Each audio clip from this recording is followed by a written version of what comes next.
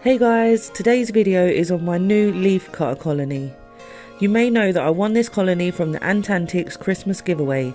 Huge thank you to everyone who voted for my entry. Ant Antics very kindly sent me the leaf cutter pod first so I could get it all ready for them, which is basically just getting the temp and humidity right. Then we drove over to Ant Antics to collect them.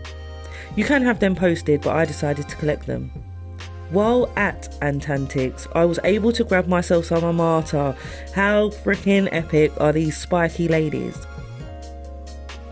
I got these after seeing Baker's armata colony. I hope mine do half as good as his, and I'll do a video on these soon. But anyway, back to the leaf cutters. After a long drive home, it was time for unboxing them. When you open it up, you get this leaf cutter care guide with information about the fungus and what to feed them, and you get this little thing where you can write a log of what food you give them, etc. It's all really useful. Then loads of foam to keep these safe during the journey. Then the ants and the fungus. Now, the downside to me collecting them was I whacked up the heating in the car, heated the seats on max, and drove the 6 hours home, which did cause a lot of condensation, which obviously isn't good for the fungus. But I knew I had to move them anyway, so I had a barriered oven dish to put the tub in while I was doing the move. And I got the cup from Ant Antics, which I cut a hole in to cover the fungus once it was in the pod. Now, to get them into the pod. First off, I gloved up as I was going to be handling the fungus.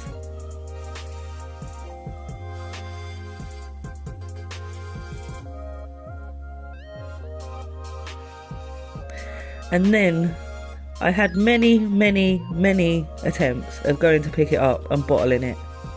But stick with it, I do get there in the end.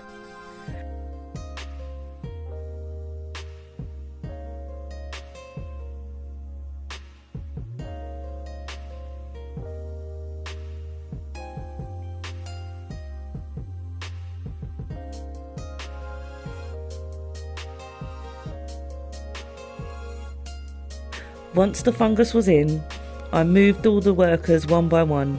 It didn't take long. Then I popped the little tub over the fungus and placed their leaves on top. Then I just sat there and watched them for ages. Then I went to bed thinking, oh, the worst part is over. But I was wrong. The following morning, I woke up expecting to see parts of the leaves missing where they'd been cutting. But instead, there was a big pile of dead fungus outside their tub. Their fungus was going brownish and it was getting smaller. I was stressing over the next few days.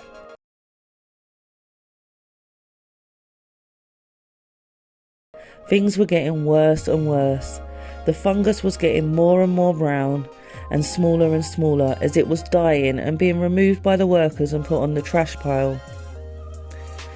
Ant Antics were awesome, and they were in contact with me daily, looking at the fungus through photos, giving me advice and offering to send donor fungus if needed. But while there was still a tiny bit of live fungus, I was not giving up hope just yet. And when you get leaf cutters from Ant Antics, you get access to the leaf cutter group on Discord.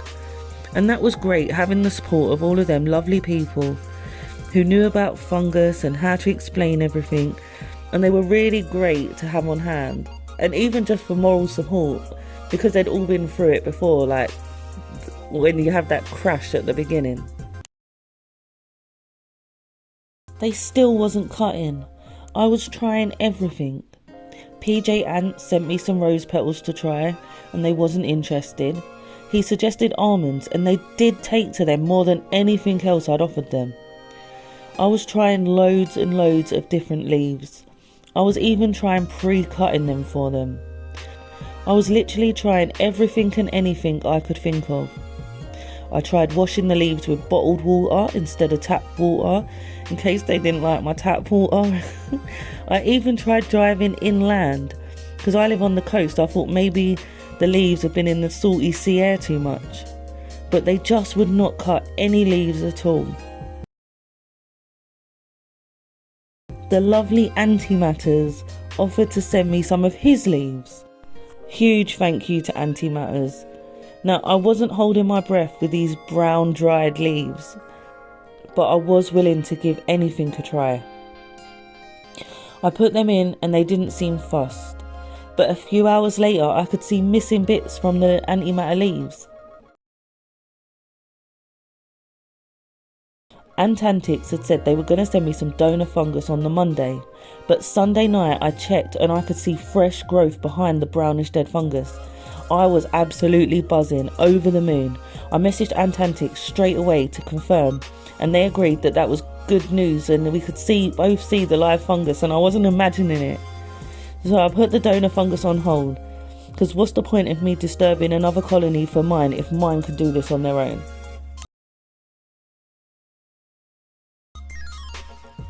From that moment on, things went from strength to strength. The fungus was growing faster and faster, and it looked different every day. After such a roller coaster of events, it was such a relief. Seeing them do what leafcutters are supposed to do made it all worthwhile.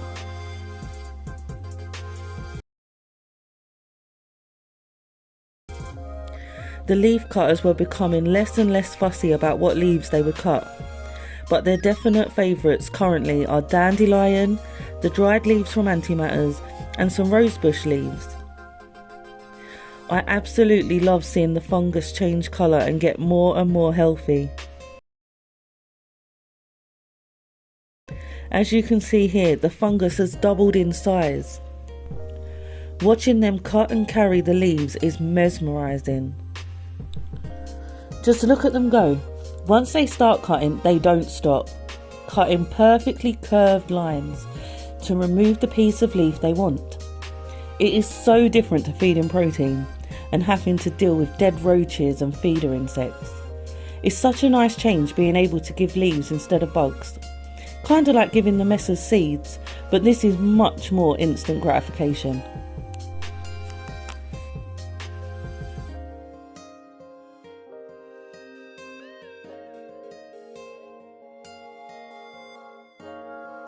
I love seeing the fungus covered in leaves.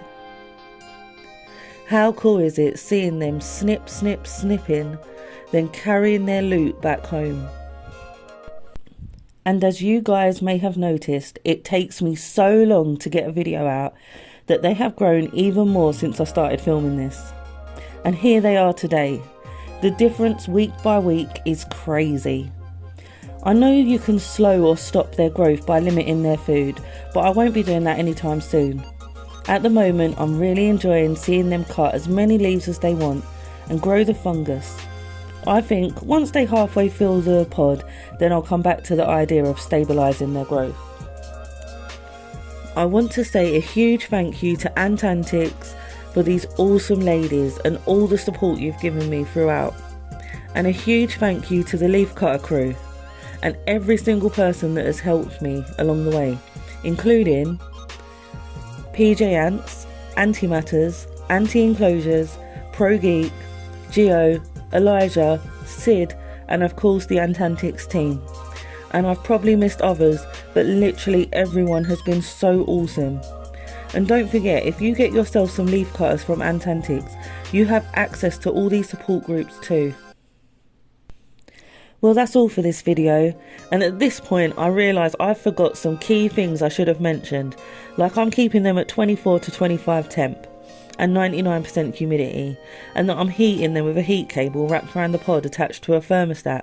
But this ended up being more of a journal video of what happened when I got leaf cutters.